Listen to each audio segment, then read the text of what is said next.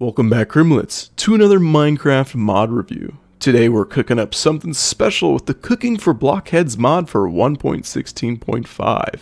This mod adds in functional kitchen appliances along with other kitchen related blocks and items.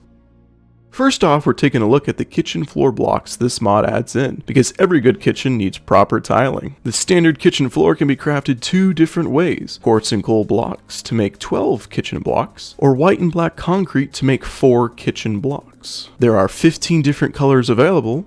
Surround the die of your choice with 8 of the standard kitchen floor blocks to receive the respective colored block. I suggest downloading JEI to make crafting recipes a breeze. Link in the description.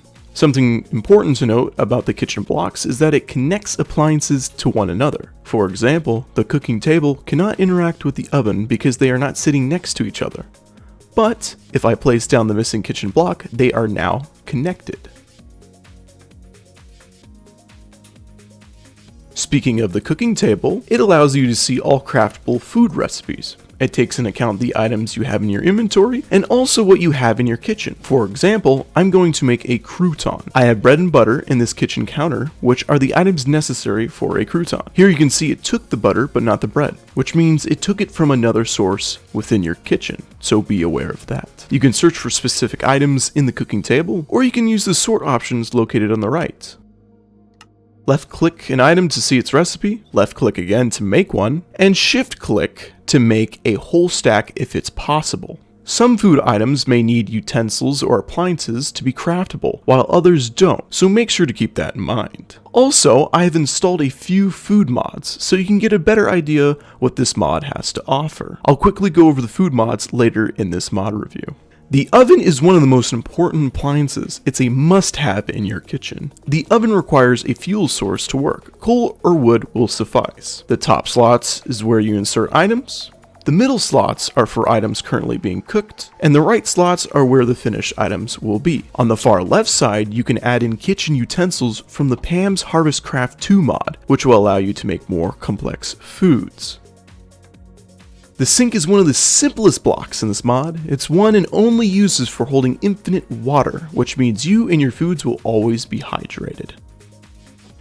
Moving on to more of the aesthetic blocks, we have kitchen corners. Kitchen corners are used to make the kitchen flow better, and you can place things like toasters and jars on top of them. Kitchen counters provide the same amount of storage as a small chest. You can also put things on top of it like the kitchen corners. A cool little feature these counters have is that you can leave them open by shift right clicking the door. How neat is that? The kitchen cabinet has the same properties as the kitchen counter, however it should be placed on walls. The hanging kitchen corner also has the same properties as the kitchen corner, however it too should be placed on walls. Something to note is that you can dye some of these blocks in this mod. If the block has dyeable written on its tooltip, it can be dyed. Now let's not forget about the fridge, because it's also an important part of a kitchen. You can have a mini fridge or a full fridge. Stack 2 fridges on top of each other to create a full fridge. The fridge's main use is to add a large amount of storage to your kitchen. Do note that food doesn't go bad, so you don't have to refrigerate certain foods. There are a few upgrades this mod has to offer. The first being the ice unit. The ice unit is an upgrade for the fridge. It will provide snow and ice for recipes that need it. This is really good for foods such as ice cream and slushies. The other fridge upgrade is the preservation chamber. This upgrade will prevent the last item of a slot from being used up. The heating unit upgrade is for the oven. The heating unit allows the oven to heat up by using energy. You'll need a mod that generates RF or some other type of energy. The thermal expansion mod would be a good mod to use for this. Moving on to the placeable objects, we have the fruit basket. You can put any type of item on display, specifically fruit. Food can be taken from the basket for crafting recipes. Think back to the crouton, how the items were taken out of the kitchen counters. This works the same way. The spice rack is an area to keep all your spices in one place, or you can substitute other items in its place, as shown here. The tool rack is an area to keep all your tools and kitchen utensils in one place. You can also put other items on this rack if desired. The milk jar is used to store milk. That's literally it. But, however, you can take the same jar and make a cow in a jar. The cow in a jar can be made by placing a jar under a cow, crush the cow into the jar by using an anvil. Somebody call PETA because holy cow, that's demented. The cow inside the jar will produce milk over time. There are 3 books included in this mod. The Cooking for Blockheads book is used to show all food recipes, craftable and uncraftable. The Cooking for Blockheads 1 book shows food you can make with the things you have in your inventory. The Cooking for Blockheads 2 book allows you to craft food by using the things you have in your inventory. Oh yeah, I completely forgot about one thing, the toaster. The toaster is actually functional. You can put bread inside and wait a few minutes and toast will pop out.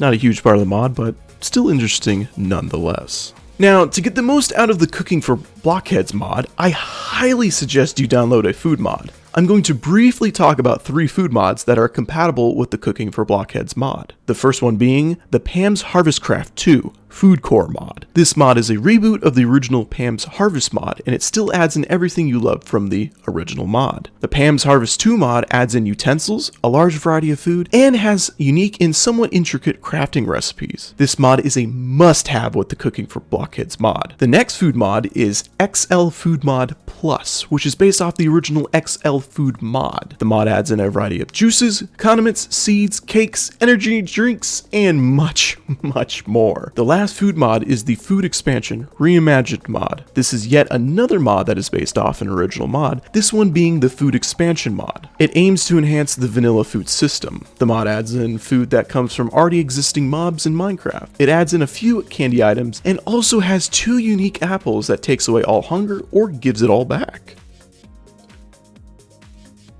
Out of the 3 food mods, I would recommend at least adding Pam's HarvestCraft 2 Food Core because it has the most interactions with the Cooking for Blockheads mod.